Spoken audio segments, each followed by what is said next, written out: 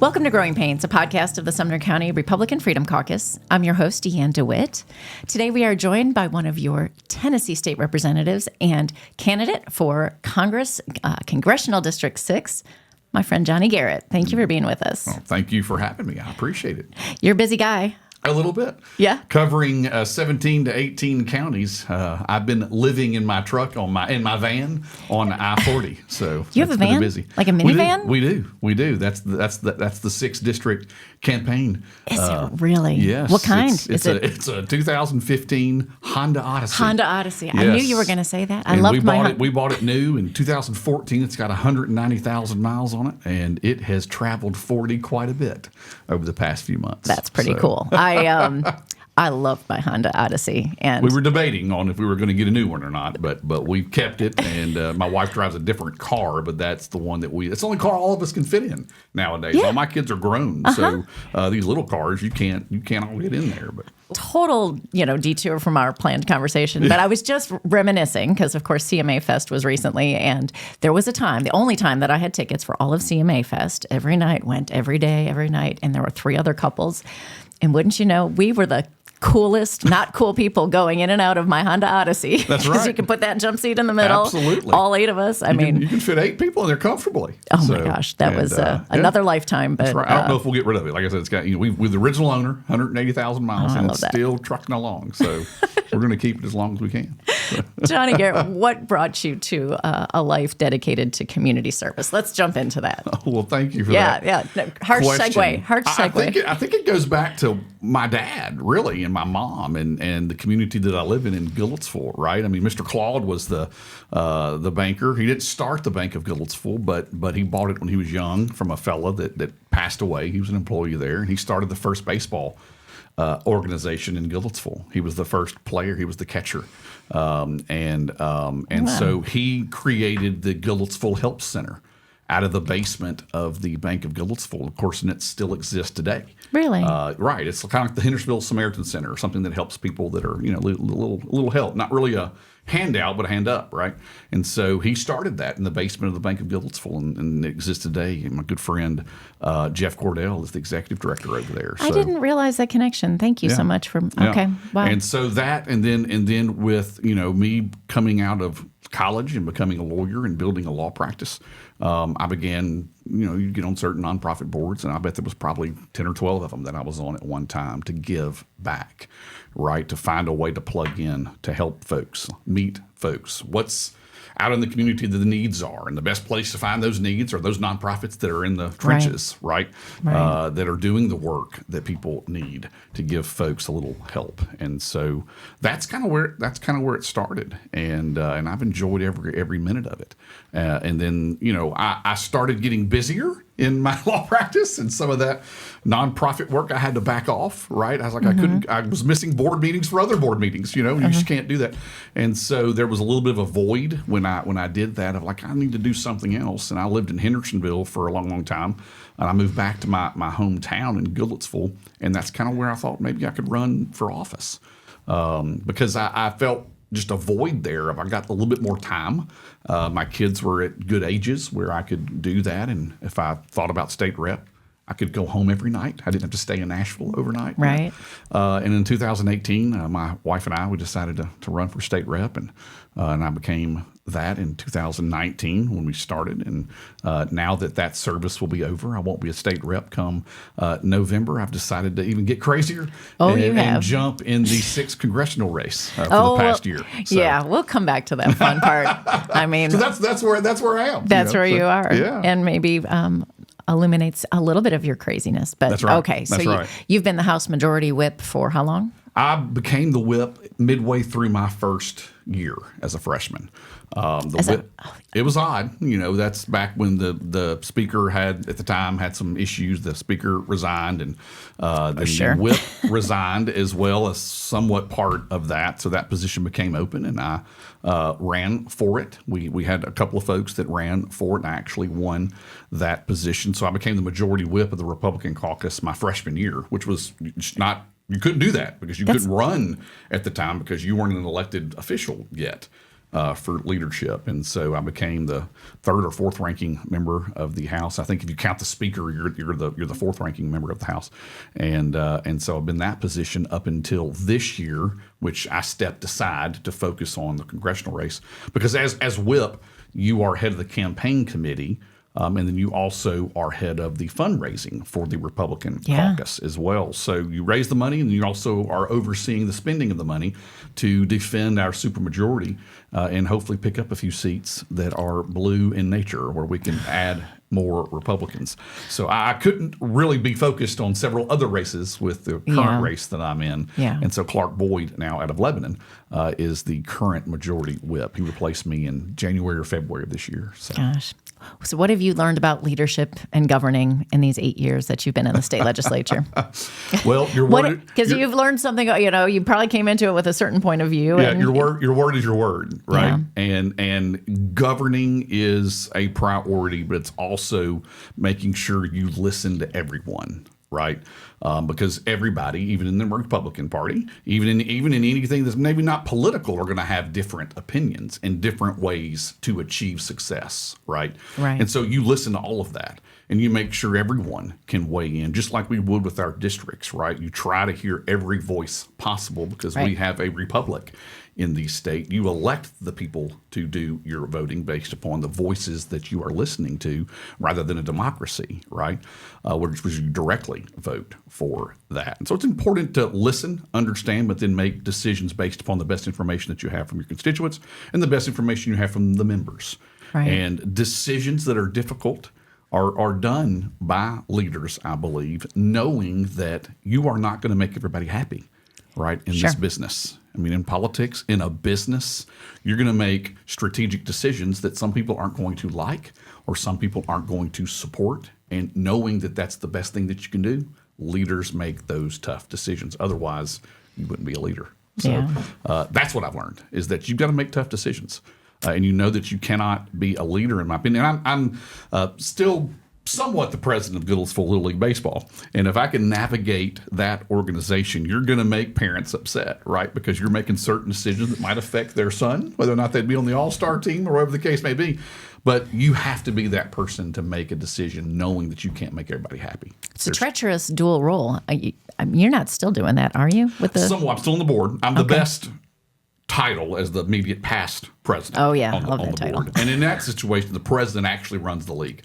But I couldn't do that this year, of course. But I'm still involved, and it's the only reason why I compare that is that in a little league scenario, people think we're handing out college scholarships, for baseball, and that's just not the case. Our goal is to make your player a little bit better and hopefully make a high school team, right? Yeah. But the politics that are involved in that they can be overwhelming, and decisions made will make some people upset, and that's the same thing in politics. It's just I want everybody on the boat.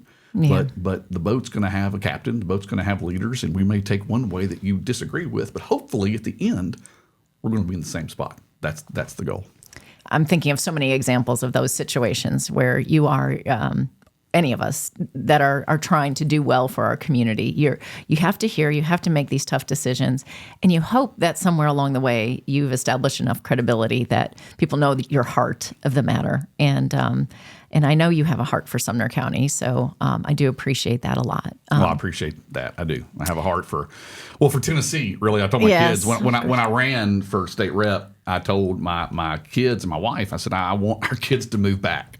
And really, I said to Goodlettsville, because that's being biased. That's where I'm from. I want my kids to live here. And now that they're at that stage, my son's a senior at college, and my daughter's a sophomore in college, and I've got one still in high school that's a senior. I just really want them to live here. In Tennessee, hopefully Sumner County, maybe close by, and that's one of the reasons that encouraged me to run in the first place for state rep, is that I still remember Goodlettsville and Hendersonville and Gallatin 25 years ago when I grew up here.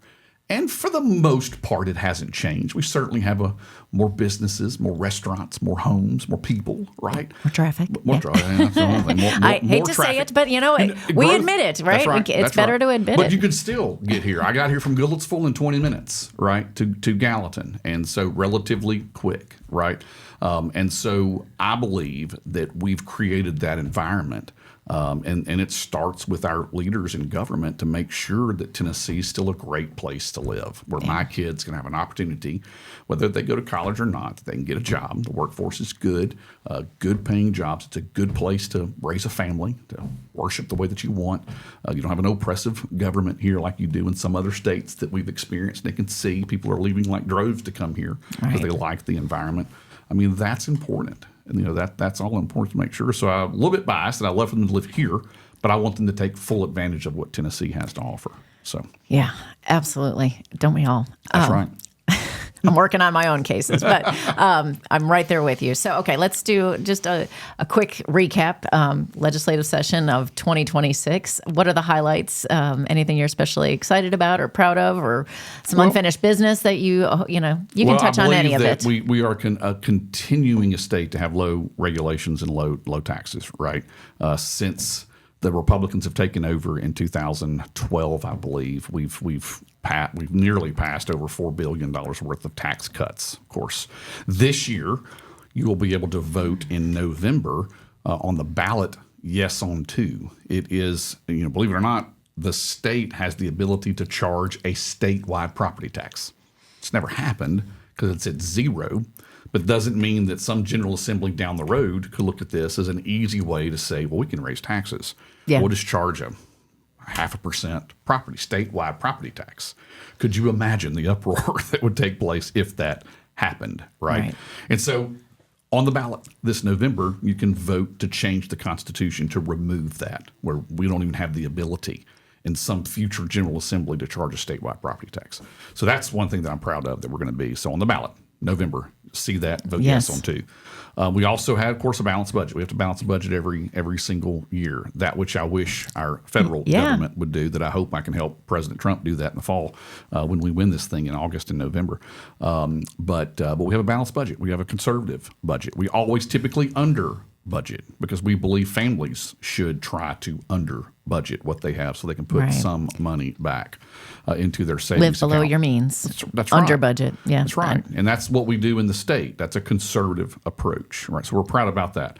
We've always increased our funding for K through 12. I think we put nearly $350 to $400 million new dollars into the K through 12 program in our public education system. We're always wanting to support them. We're also put more money into the Freedom Scholarships, where some parents can have more freedom to choose where their child might go to school rather than dictate by their zip code. So I've been a proud supporter of parent choice with the Freedom Scholarships.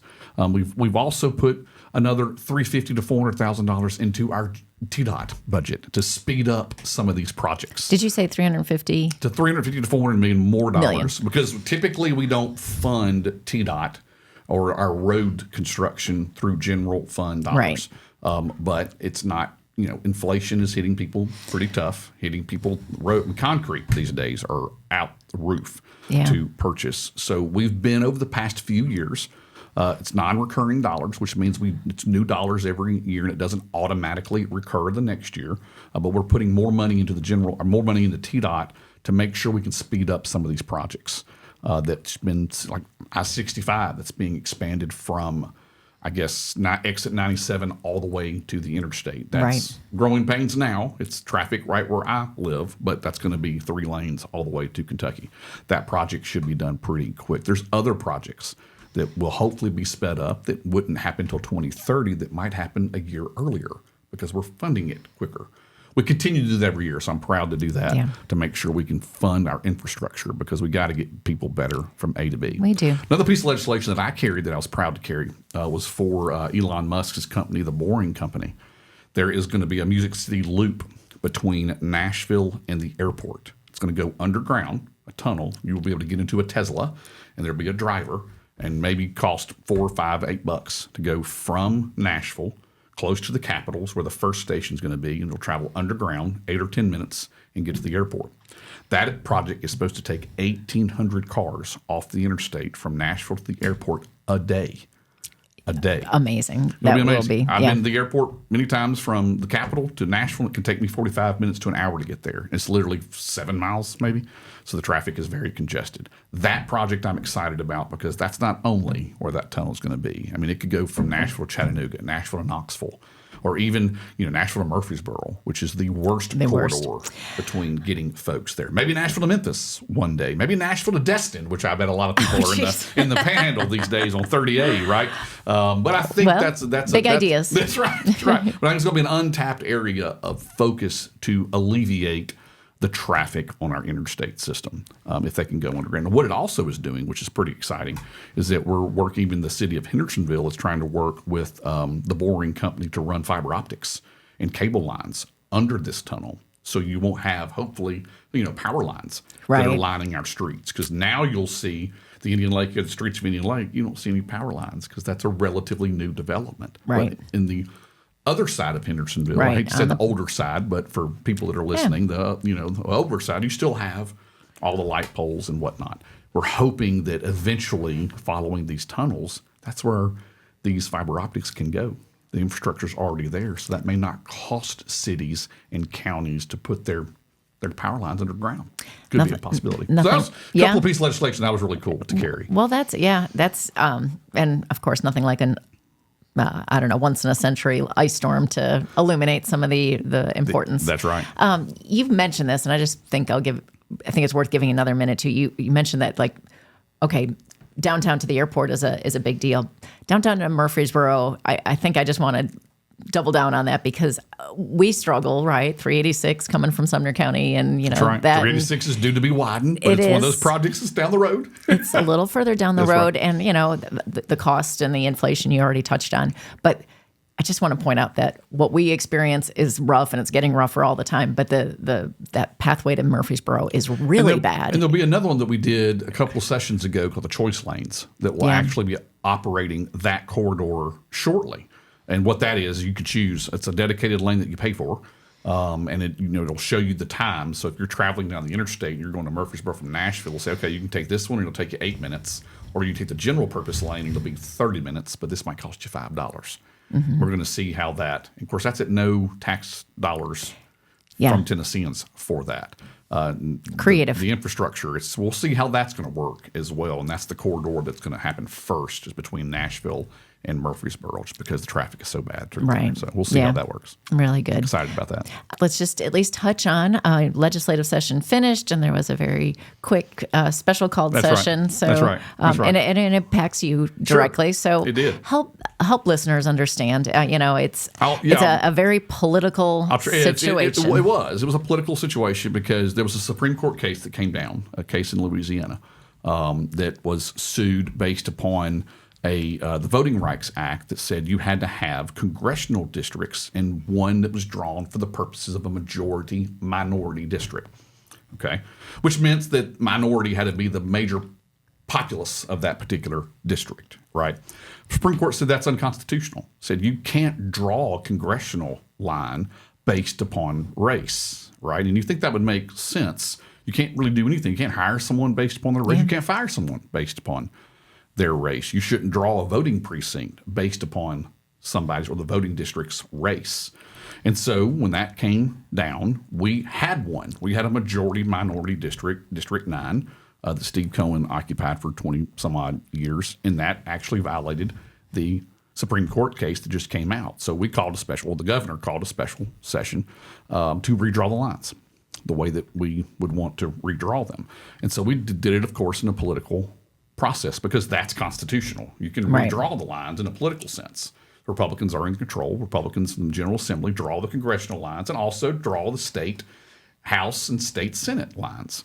They chose to just do the congressional lines. So now we have 9 Republicans to help President Trump maintain a majority in the House. Because if we don't maintain that majority in the House, this next 2 years of President Trump's last term is going to be all about trying to impeach him, investigate his administration, have these frivolous, hearings that we saw with multiple times when the Democrats controlled the House. So it was important to hopefully keep that majority, but it was also important to comply with the current Supreme Court case that just came down from Louisiana because it did apply to us. Right.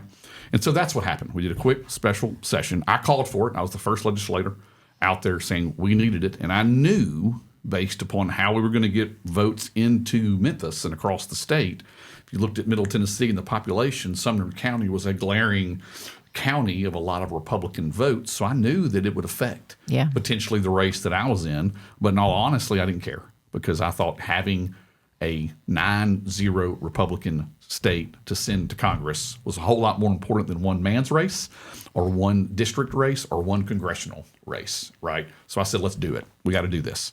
I believe in it. I believe Republicans are better at governing than Democrats are. And so we got to do this for President Trump. We got to do this for our Speaker Johnson to make sure he remains the Speaker in the next Congress. And so that happened, and I didn't have a lot of say-so at all about how the lines were going to be drawn or what was going to happen, but I kind of had a feeling that Sumner County would be impacted, and it was. It's split. The majority of Sumner County is now in the 7th district. I'm still living in the 6th district, and we haven't stopped. We're still rocking and rolling. We've now been up on TV. We're on the radio, and we're all over the place, traveling the district, meeting all our new folks. We got a couple of new counties in the 6th district, and lost a couple of counties in the 6th district. But we're still in this thing to win it, and we're going to win it. You and the Honda Odyssey. That's right. That's right. That's right. I love that vision now. It is great. We've done videos, it. And then the old Honda. I mean, it's great. It's great. So tell us about your aspirations. Great. Why Washington? Why now? I mean, because Tennessee is greater than Washington, but Well, I think here is, I think we're in a pretty good place in Tennessee, right? I mean, I've been on the ground. We've got no state income tax. People are coming here because they want to raise their families and they can find good jobs and they can keep more of their money, right? Because we're just not a burdensome state like other states, especially states some people are moving from to come here. And so I want to bring a little Tennessee to D.C., right? And I think the fight's up there now, and I've seen it. And I think when President Trump was elected the first time, I think people didn't know what he could actually accomplish.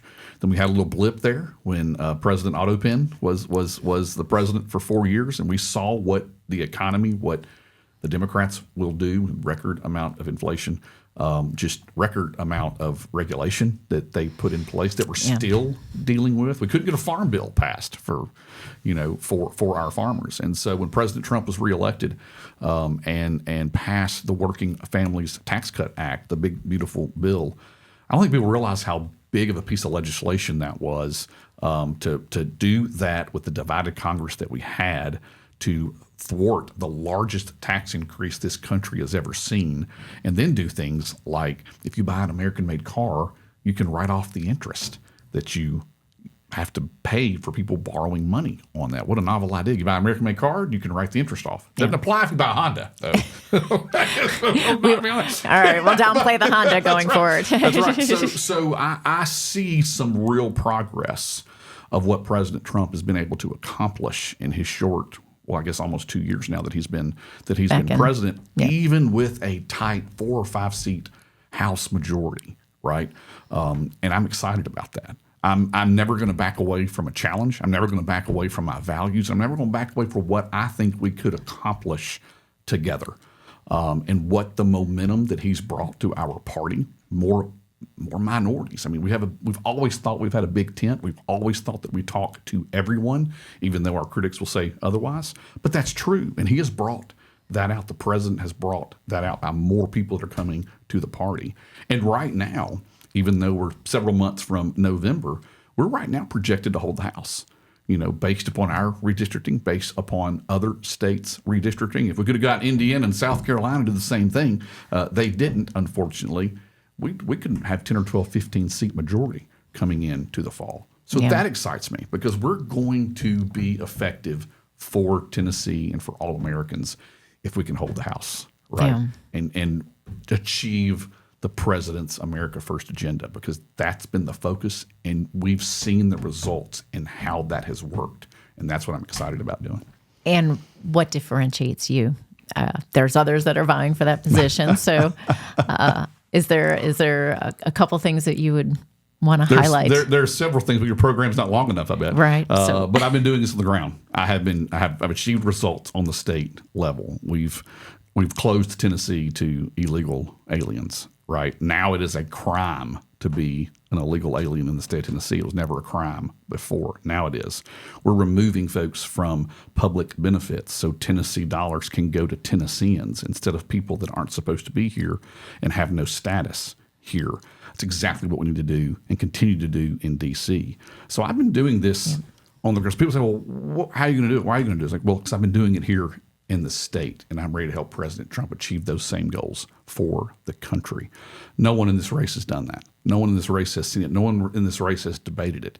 No one in this race can do what we've been able to accomplish in Tennessee for the past 8 years since I've been a state rep. So that's going to be the distinguishing factor, is that I've been doing this now, and I'm ready to take what I know and learned and achieved to take a little Tennessee to D.C. Most of us would have to agree that that's a pretty exciting premise, to take a little Tennessee to D.C. That's right. All right. I'm looking at the time, and I do want to kind of wrap this up with just your vision for the future of this community. What excites you about the direction Tennessee is going? I mean, you've really kind of touched a lot on why we have such a tremendous value proposition as it is, but there are things. There is unfinished business that you are leaving to your successor. So, what are some of the things that really excite you about the future? I'm really excited because I hope that the next 4 years and the next 8 years in the new administration will make Tennessee even the most or the conservative leader of our country. We are already looked upon as an innovative leader in many things. That's because a lot of the industries are coming here. They're seeing what we're doing. We're close to several states. We do have a low tax base, no state income tax. We get the lowest debt per capita per person in the state. We do not do things and incur a whole lot of debt. So we got a really good bond rating. Super Bowl's coming here in 2030. I mean, there's so many things, so many events, so many people that want to come. We want people to come here. We would love for them to come here, spend their money here, and then leave and go back to where they are. Even better. But growth needs to be managed. We need to work on Nashville. We need to work on Memphis because they tend to do things a little bit differently. But we gotta have forethought and manage what we want this state to look like. And I am ever so mindful of when I decided to run for state representative that I want to make sure and I use Goodlettsville just because that's my hometown, but I want to make sure Goodlettsville is still recognizable to my kids when they're my age. Or when they become my age, their kids are still recognizable. That they still have a sense of community, that they want to live here and make sure they raise their family here. And so everything I do, I think about that the first time that I ran. Like, what's this going to do 10 years from now? What's it going to do 20 years from now? It's not about me. It's not about my family. It's about what it does to everyone.